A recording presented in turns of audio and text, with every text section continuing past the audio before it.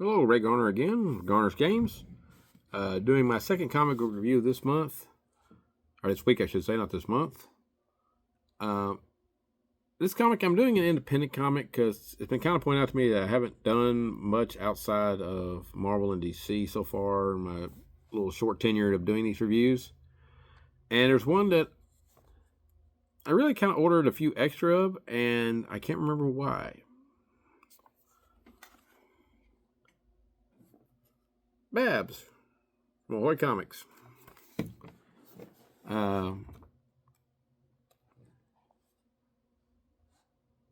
I think I just remember why now. It's written by Garth Ennis and drawn by, I didn't actually check his name up beforehand. Burrows is the last name. Is our artist. This book is not for kids. There's no nudity in it, but there's a tremendous amount of violence. I don't think there's a single page without a curse word in it. And it's really entertaining in the bad B-movie of the 80s fantasy style.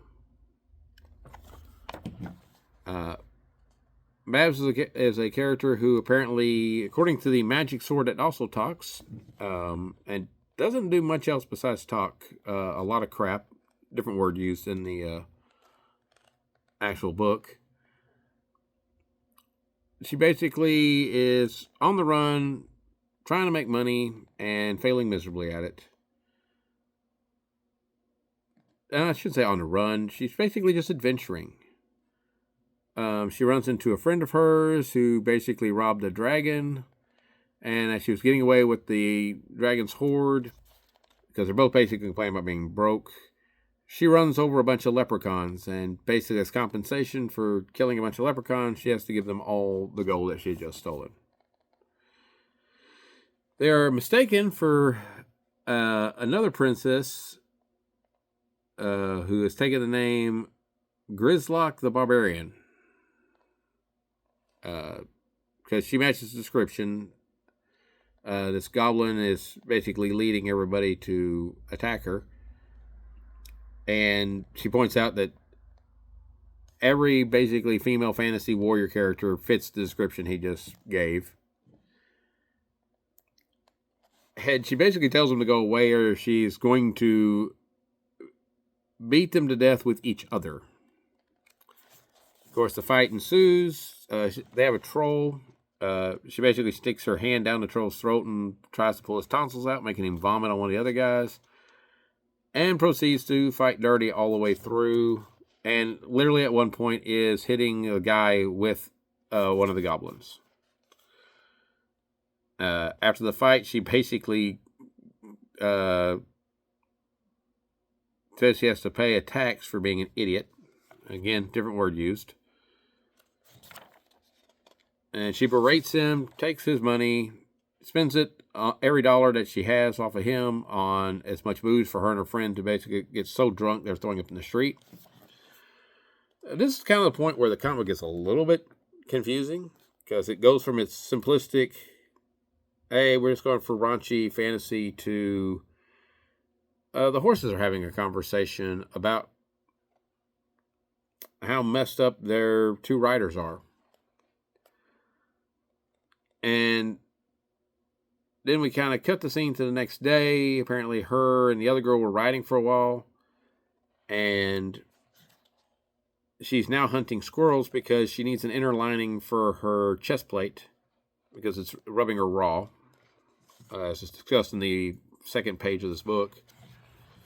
And trying to do it, she accidentally shoots a bear with the squirrel. Gets ready to fight the bear, and the magic sword is just like, I can't hurt that thing. All it's going to do is break me in half and hurt you with me. So they best run. So they take off running. As her and the horse are running away, and the sword is recommending that she just give the bear the horse and let it distract her while they get away. we cut back to town where the guys who got beat up are basically doing this overly indulgent conspiracy theory about how there's these secret powers that are keeping them all down. And that's why they had to fight the girl that the 5 of them couldn't handle.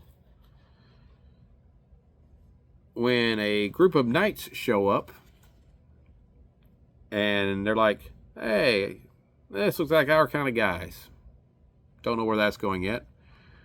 And we end the book with her berating the sword, and somehow or another the horses climb a tree, and she's in a tree, and the sword's in a tree, and the bear's underneath them, and the tree's starting to break. This book is amusing. I'm not going to say it's great, because it's not.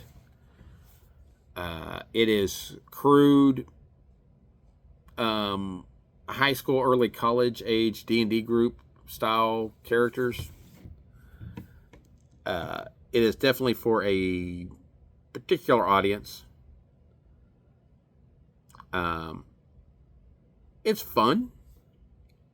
If you're not into crude I can't even say it.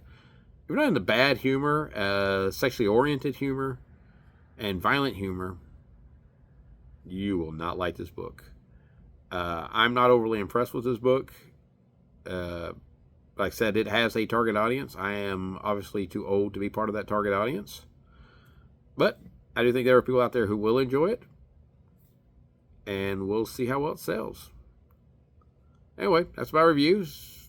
Probably the more interesting books that I've reviewed. But I would not call it great by any stretch of the imagination. But if you enjoy that kind of stuff, you should pick it up, because I remember back when I would have thought this book was hilarious and great. It was 25 years ago, but it is what it is. See y'all next week. Hope you enjoyed.